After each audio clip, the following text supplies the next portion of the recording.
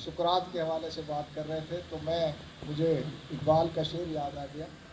ساحل نہیں حقیقت دریا کا رازدار، موجوں سے کھیل جن کے تھپیڑے ہیں زندگی. تو میرے یہاں بہت ہی محترم استاد جناب استاد ظفر علی شاہ سے موجود ہیں. میرے ایف ایس سی کے استاد عبدالقیوم بھٹی صاحب موجود ہیں. بھٹی صاحب ہمارے بہت ہی سرائکی کے دانشور، وہ موجود ہیں. میرے بڑے بھائی والد کی جگہ پیٹرن ان چیف میرے ایڈیل رانا محبوب صاحب موجود ہیں. میرے بہت ہی خوبصورت کلاس فیلو جناب ثناء اللہ خان صاحب وہ موجود ہیں. میاں رؤف صاحب تشریف لے آئے ہیں. شیر زمان صاحب موجود ہیں. سارے دوست جو یہاں موجود ہیں، میں سب کو ویلکم کہتا ہوں. اور ٹائم کی ہماری کوشش ہے کہ مغرب سے پہلے ہم ختم کر دیں، تو اس لیے ٹائم کی کے دامن کو دیکھتے ہوئے میں سب کے نام نہیں لے سکتا. سیدیو سے موجود ہیں، نواب سے موجود ہیں، عاشق سے موجود ہیں، تو میرے کلاس فیلوز بہت سارے موجود ہیں. تو سب کو ویلکم کہتے ہوئے میں آج کا یہ جو مقصد ہے، جس مقصد کے لیے ہم اکٹھے ہوئے ہیں، وہ مقصد ایک فکر میں تو یہ ہے کہ ہم نے آپ سب کو اس لیے بلایا ہے کہ ہم آپ کو اس یونیورسٹی کی پوزیشن اور ملکیت دینا چاہتے ہیں. یہ یونیورسٹی آپ کی ہے، اس وسیب کی ہے. سینس آف پوزیشن جو ہے، ملکیت کا احساس، یہ ایک ایسا احساس ہے جو چیزوں کے بارے میں ہماری جو سوچ ہے اس کو بدل کے رکھ دیتا ہے. یہ ملک جس میں ہم رہتے ہیں، اس کے بارے میں ہمارا جو سینس آف پوزیشن ہے یا ملکیت کا احساس ہے، وہ 75 سال میں ہم کریٹ نہیں کر سکے اپنی نسل میں، اپنے لوگوں میں. یہی وجہ ہے کہ جو چیز ریاست کی ہے وہ میری نہیں ہے، وہ ریاست کی ہے. وہ چاہے سکول ہو، وہ چاہے سڑک ہو، ہم گورنمنٹ اور ریاست کی جو چیزیں ہیں ان کو وہاں سے اکھاڑ کے اپنے گھر میں لگا لیتے ہیں، کیونکہ گھر میں کے بارے میں ہمارا سینس آف پوزیشن موجود ہے. گھر ہمارا ہے، ریاست ہماری نہیں ہے. اور اسی وجہ سے یہاں مسائل ہیں. ایک ڈیورس ہے، سپریشن ہے لوگوں کے درمیان اور ریاست کے درمیان. یہ اس علاقے میں یہ جو ادارہ ہم نے بنایا ہے، اس کا جو بنیادی مقصد ہے، ہم یہ چاہتے ہیں کہ یہ ادارہ وسیب کا ادارہ ہے. میں جب ایمرسن کالج میں موجود تھا، مجھے پہلی دفعہ اس وقت احساس ہوا کہ اس علاقہ سے کتنے لوگ ہیں جو یہاں سے دور جاتے ہیں، انہیں کس طرح کے مسائل کا سامنا ہوتا ہے، ان کے رہائش کے مسائل، ان کے کھانے کے مسائل، ان کے کھانے کے مسائل، ان کے پڑھنے کے مسائل، سوشل اور فنانشل ایشوز. تو اس وقت میں نے فیصلہ کیا کہ ریٹائرمنٹ کے بعد ہم یہ بچے جو یہاں آتے ہیں ان کے لیے ایک ادارہ بنائیں. میں نے اپنے دوستوں سے مشورہ کیا، اپنے بڑے بھائی سے مشورہ کیا، رانا اختر صاحب نے مشورہ کیا. تو یہ دو جو ہستیاں ہیں انہوں نے تو کہا کہ ٹھیک ہے، لیکن کسی دوست نے اس کو اپروو نہیں کیا. انہوں نے کہا کہ جی وہاں دیہات میں آپ کو سٹاف کہاں سے ملے گا، آپ کیسے وہاں بی ایس کی کلاسز سٹارٹ کر سکیں گے. لیکن وہ جو ایک بات تھی کہ ہم نے اس وسیب میں جہاں یونیورسٹی ایجوکیشن کی سہولت نہیں ہے اس کو اپنے وسیب کے بچوں کے لیے شروع کرنا ہے، وہ ہمارا جو جذبہ تھا وہ کامیاب ہوا. ہم نے یہ ادارہ قائم کیا اور اس وقت اس میں 250 بچہ جو ہے، بچہ اور بچی اس میں تعلیم حاصل کر رہے ہیں. یہ 250 جو بچہ اور بچی یہاں تعلیم حاصل کر رہے ہیں، یقین جانیے کہ ان میں سے 40% ایسے بچے بچیاں ہیں اگر یہ ادارہ نہ ہوتا تو وہ تعلیم جاری نہ رکھ سکتے. ان کے پاس سوشلی اور فائنانشلی ایسے کنسٹرینٹس تھے کہ وہ ملتان ڈی جی خان نہیں جا سکتے تھے. اس ادارے کے جہاں تک ایجوکیشن کا سوال ہے، ہم نے ایک ویژن کے ساتھ اسے بنایا ہے، اور ویژن ان بچوں کو، اس وسیب کے بچوں کو اس گلوبل ورلڈ کے لیے تیار کرنا ہے.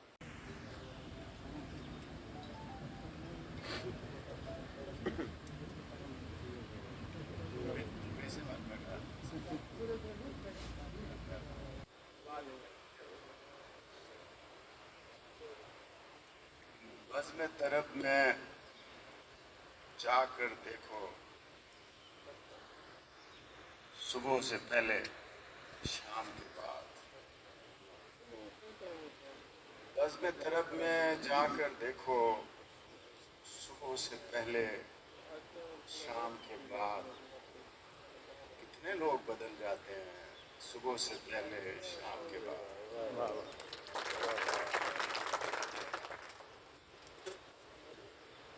ابھی جناب اسماعیل صاحب نے جب تقریر شروع کی تھی، انہوں نے 4-5 تقریریں کی ہیں. انہوں نے پہلی تقریر میں سقراط کا ذکر کیا. سقراط ایک استاد تھا اور اس پر بچوں کو گمراہ کرنے کا الزام تھا. اس کا مشہور قول یہ ہے کہ all that I know is that I don't know. میں صرف اتنا جانتا ہوں کہ میں کچھ نہیں جانتا. اتنی وسیع کائنات ہے کہ ابھی تک آدمی کو یہ نہیں معلوم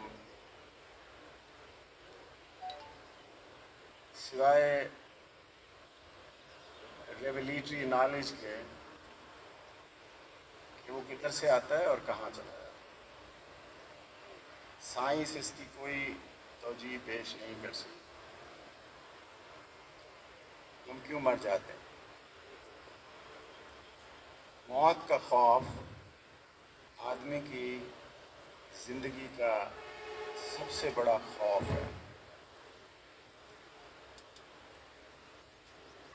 اس خوف کو آدمی کے اندر سے نکالنے کے لیے اس کے باطن کو بدلنا پڑتا ہے. یہ ہمارے جتنے گیانی لوگ تھے کسی بھی مذہب کے، چاہے انہوں نے کبالہ پڑھی ہو یا کتاب زہر پڑھی ہو، کلام پاک پڑھا ہو، تورات پڑھی ہو، انجیل پڑھی ہو، وید پڑھے ہوں، قرآن پڑھے ہوں، اپنشد پڑھے ہوں، جو بھی انہوں نے علم حاصل کیا ہو، جب تک ان کا باطن نہیں بدلتا،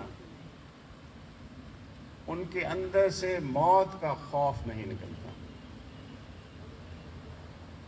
علم کا کمال یہی ہے کہ آپ کو موت کے خوف سے نکال کر اپنی مرضی سے زندگی گزارنے کا اختیار دیتا ہے. سقراط کو جب سزا ہو گئی اس بات پہ، ان کی پارلیمنٹ نے سزا دی تھی کچھ ووٹوں کی اکثریت سے، اور الزام یہی تھا کہ وہ بچوں کو گمراہ کرتا. وہ سوال، اصل میں وہ سوال کرنا سکھاتا تھا. اس کا جرم یہی تھا کہ جو اسٹیبلشڈ اتھارٹی تھی وہاں کی، جو حکمران تھے یا جو مقتدرہ تھی یا جو ریاستی انتظام تھا، اس پر سوال کرنا سکھاتا تھا. اور جب میں نے وہ قید خانہ بھی دیکھا ہے جہاں پہ سقراط قید رہا، تو جب اس کو آخری رات ہیم لاک، ایک ڈرنک ہوتا ہے، ہیم لاک پلانی تھی، اس کو زہر دینا تھا اس کو، تو اس کے کچھ شاگرد اس کے پاس بیٹھے ہوئے تھے آخری ملاقات کے لیے. تو وہ جو فزیشین آیا جس نے وہ ایڈمنسٹر کرنا تھا ہیملاک کا پیالہ اس کو پلانا تھا، تو اس نے کہا کہ استاد جب آپ یہ پیالہ زہر کا پی لیں گے تو آپ سب سے پہلے آپ کے پاؤں سے آپ کی جان نکلے گی، پھر میں اسٹک سے آپ کے گھٹنے کو چیک کروں گا، اگر آپ کو وہاں درد نہ ہوا تو اس کا مطلب ہے کہ وہاں پہ بھی وہاں تک آپ کی جان نکل گئی، اور جب میں آپ کے سینے تک پہنچوں گا تو اس کا مطلب ہے کہ آپ مرنے والے ہیں۔ جس وقت آخری دفعہ اس نے اس کے سینے پر وہ اس سے ناک کیا اسٹک سے، تو اس نے سقراط سے پوچھا کہ آخری وصیت کیا ہے آپ؟ اس نے کہا کہ یار تم اسلیپیس کو جانتے ہو؟ اس نے کہا جی ہاں۔ سقراط کے آخری الفاظ یہ تھے کہ میں نے اسلیپیس کا ایک مرغہ دینا ہے، میرے مرنے کے بعد وہ مرغہ اسے واپس کر دے۔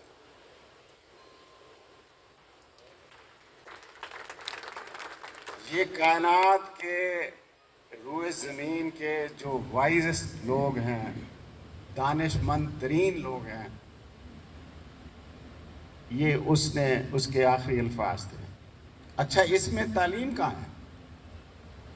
جام صاحب نے یاد کروایا نا سقراط کا، تو اس میں تعلیم کہاں ہے؟ وہ کیا بتانا چاہ رہا تھا سقراط؟ تعلیم ABC سے شروع ہوتی ہے، لیکن جو عارف ہیں، گیانی ہیں، فلاسفرز ہیں، سوچنے سمجھنے والے لوگ ہیں، وہ کہتے ہیں ہکو الف ترکو ترکار، الف پہ تو تعلیم ختم ہو جاتی۔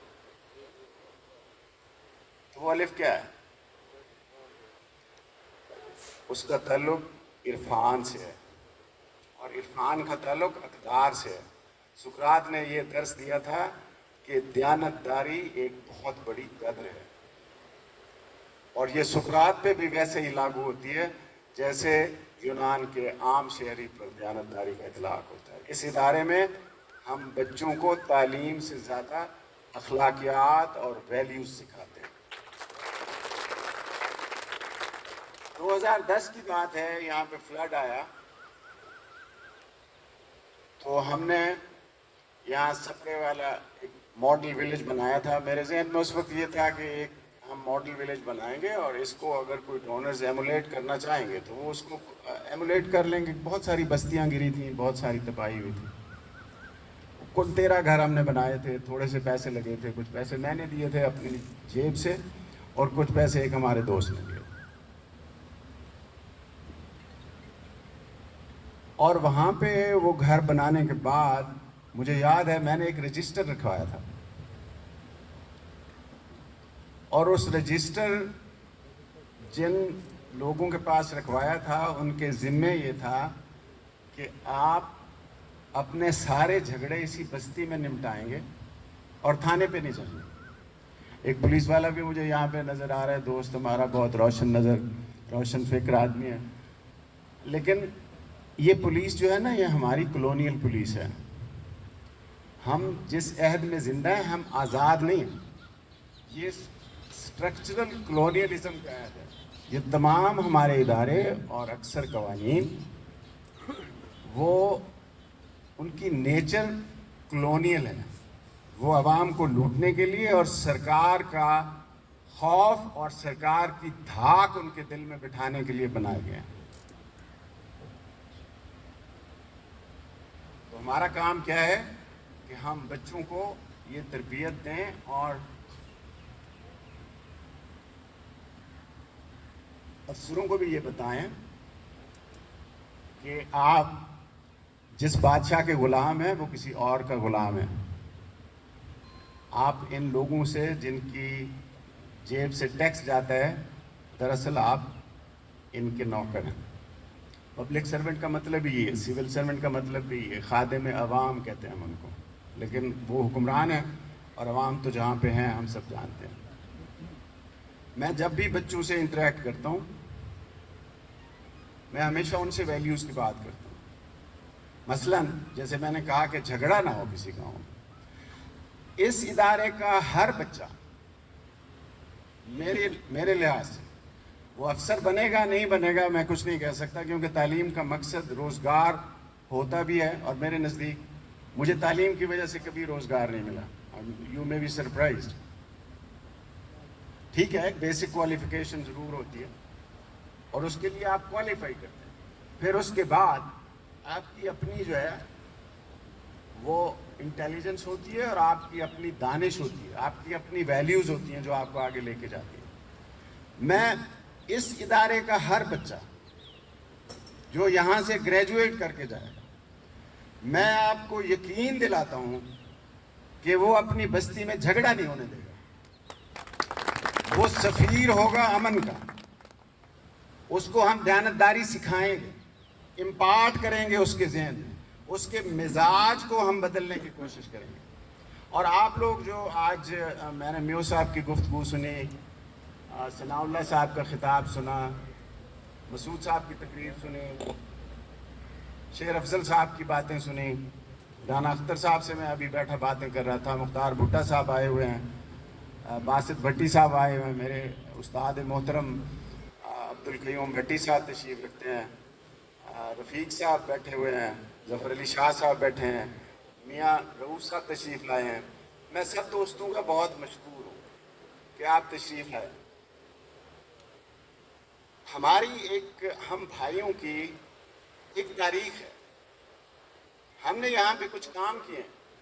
یہ شخص جو آپ کے سامنے کھڑا ہوا بول رہا ہے ہم نے اس علاقے میں 6000 سے زیادہ بچوں کو پڑھایا ہے. 6000 سے زیادہ بچے, جن میں سے کچھ ڈاکٹر ہیں, کچھ انجینئرز ہیں, کچھ کہاں کام کرتے ہیں, کچھ پروفیسرز ہیں. تو ہماری ایک ہسٹری ہے. مسعود صاحب نے وہ جو سواٹ انالیسس کی بات کر رہے تھے, مسعود صاحب نے جب یہ جمپ لگایا ہوگا when he would have decided to take the leap, تو یہ جمپ لگانے سے پہلے انہوں نے اپنی انٹیوشن پہ, اپنے باطن پہ, اور ان کے پاس جو سرچشمہ ہے طاقت کا, روحانی طاقت کا, اس پہ زیادہ ریلائی کیا ہوگا. اور یہی وجہ ہے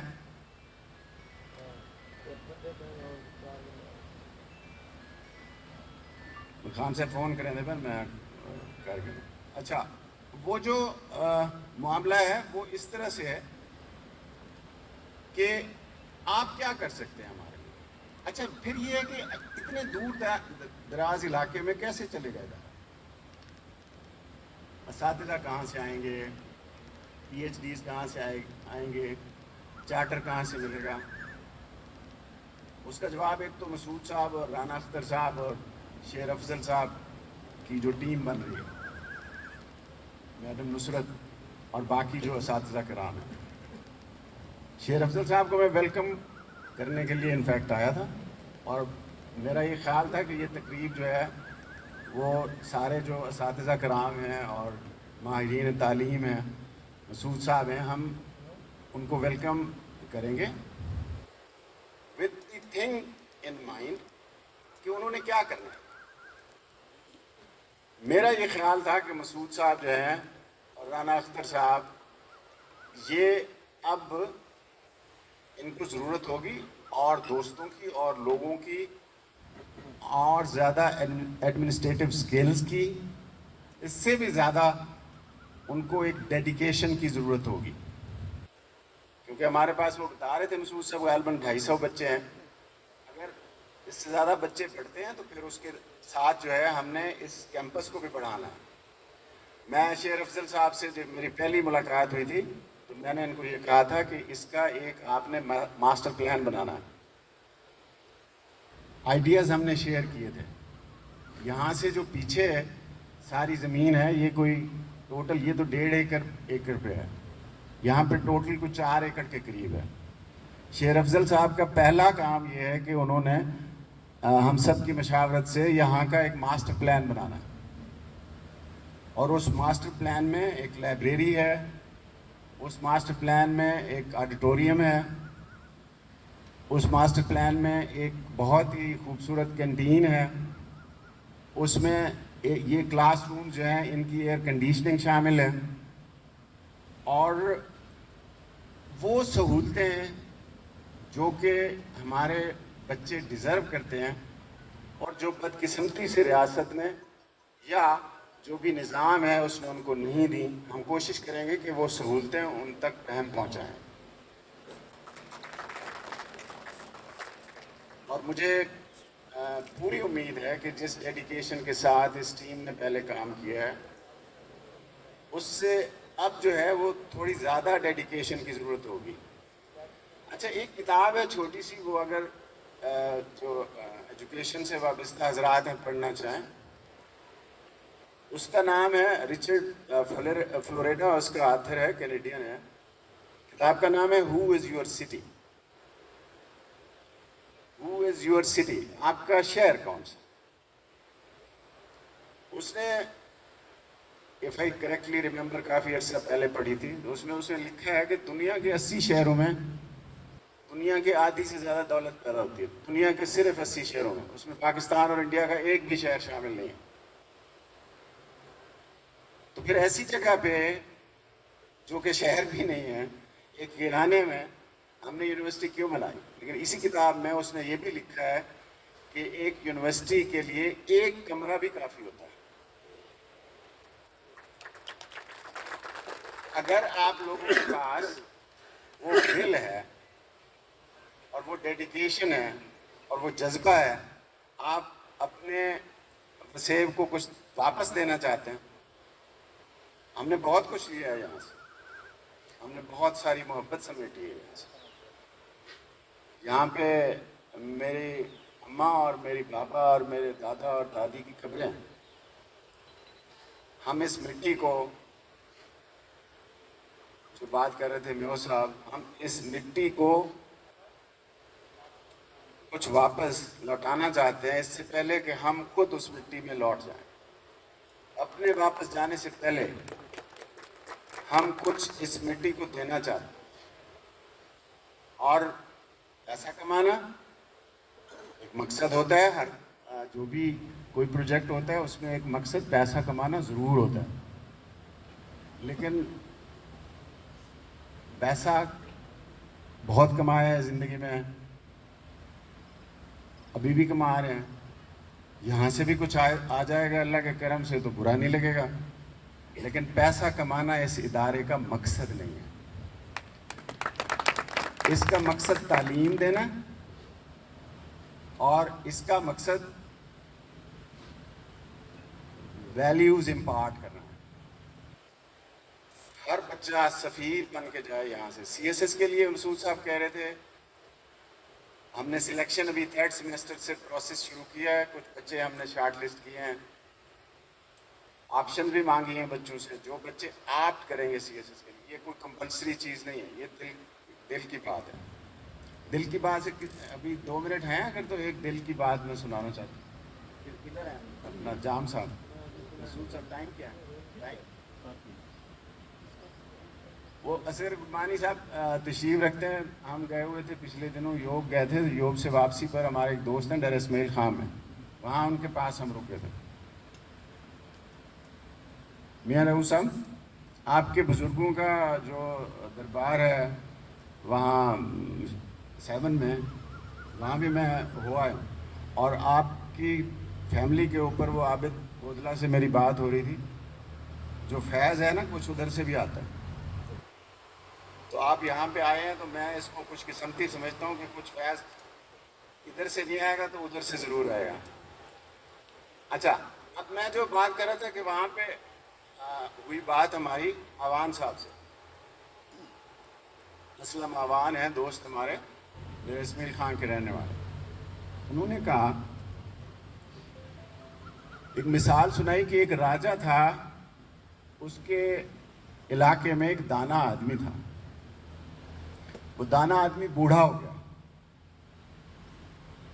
اس کو اس کے وزیر نے کہا کہ اس سے پہلے کہ یہ مر جائے، اس کو کہیں کہ کسی کو یہ دانائی ٹرانسفر کر دے، کسی کو یہ پڑھا دے. اس نے اپنے بچے کو اس کے پاس بھیجا راجے نے کہ اس کو تیرے پاس جو علم ہے، جو دانش ہے، جو دانائی ہے، وہ اس کو سکھا دو. اسے سال 2 سال جو بھی لگے اس نے اس کو سکھا دیا. پھر ایک دن اس کو لے کے آیا وہ راجا کے پاس یا بادشاہ کے پاس. اس نے کہا یہ تیار ہے, آپ اس سے جو بھی سوال کرنا چاہیں کر سکتے ہیں. جب اس بچے نے اور سادھو نے دوسری طرف دیکھا تو بادشاہ نے اپنی انگوٹھی اتار کے اپنی مٹھی میں بند کر لی اور اس لڑکے سے پوچھا کہ بتاؤ کہ اس میں کیا ہے. اس نے کوئی کاغذ نکالے, وہ علم رمل اور علم الاعداد اور نیومرولوجی اور علم نجوم اور جو بھی اس کو اس نے سکھایا تھا کر کے, تو اس نے اس کو کہا کہ آپ کے ہاتھ میں لوہے کی کوئی چیز ہے اور اس کے اوپر چکی کا پڑ ہے. بادشاہ نے کہا کہ یہ کیا ہے, یہ کیا کہہ رہا ہے. اس کے استاد کی طرف دیکھا کہ یہ تم نے اس کو سکھایا کہ میرے ہاتھ میں لوہا ہے اور اس کے اوپر چکی کا پڑ ہے. اس نے کہا کہ اس نے پوچھ تو لیا, آپ کے ہاتھ میں آپ نے اپنی مٹھی میں انگوٹھی بند کی ہوئی ہے اور یہ یہی کہہ رہا ہے کہ کوئی لوہا ہے یا اس کی چیز ہے کوئی دھات کی اور اس کے اوپر پتھر لگا ہوا ہے, یہی تو کہہ رہا ہے. لیکن اس سے انگوٹھی نہیں کہا جا رہا تھا. اس نے کہا یہ شخص دل کا اندھا ہے, اس کے پاس علم ہے, دانائی نہیں ہے. دانش جو ہے نا, یہ علم جب آ جاتا ہے نا, علم تو ایک طرح کی انفارمیشن ہوتی ہے. دانائی وہ اقدار سے, ویلیوز سے, باطن سے, اندر سے, دل سے آتی ہے. اور وہ چیز ہے جس کے بارے میں شاہ نامہ لکھا نا فردوسی نے. اس نے کہا کہ پہلی لائن اس کی یہ ہے کہ بنا میں خدا بند عقل و خرد. یہ کتاب میں لکھ رہا ہوں اس خدا کے نام جو عقل و خرد کا خدا ہے. اور پھر آگے 2-3 شعر چھوڑ کے ایک اور شعر ہے کہ یہ دانش دل پیر پر نہ بواد, کہ دانش سے کمزور لوگ توانا ہو جاتے ہیں اور دانش سے بوڑھے دل جوان ہو جاتے ہیں. تو خواہش یہی ہے ہماری کہ میرے والد صاحب قبلہ بہت شاندار انسان تھے, میرے چچا بہت شاندار انسان تھے, لیکن وہ آپس میں لڑتے بہت تھے. ان کا زمینوں پہ تھوڑی سی زمین تھی, اس پہ ان کا جھگڑا رہا ساری زندگی اور کیس بھگتتے رہے. ہم جب بڑے ہوئے بھائی تو ہم نے یہ فیصلہ کیا کہ ہم آپس میں نہیں لڑیں گے. اور آپ کو یقین نہیں آئے گا کہ ہماری نہ کسی بات پہ بحث ہوتی ہے نہ لڑائی ہوتی ہے, بس ڈسکشن ہوتی ہے. ہم ان بچوں کو یہ سکھائیں گے کہ جو ہمسائے آپس میں لڑتے ہیں, جو بھائی آپس میں لڑتے ہیں اور جو ہمسائے ملک آپس میں لڑتے ہیں, وہ کبھی سکھی نہیں رہ سکتے. یہی جو ویلیوز ہیں اور اس طرح کا بہت سا جو سلسلہ ہے, اس کے لیے ہم توقع کرتے ہیں کہ وہ لوگ جن کا پیشہ معلمی ہے یا جو علم کے اس مسلک سے وابستہ ہیں, وہ ہمارے اگر ایمبیسڈر نہیں بنیں گے, سفیر نہیں بنیں گے, تو کم از کم ٹانگ نہیں کھینچیں گے. بہت شکریہ.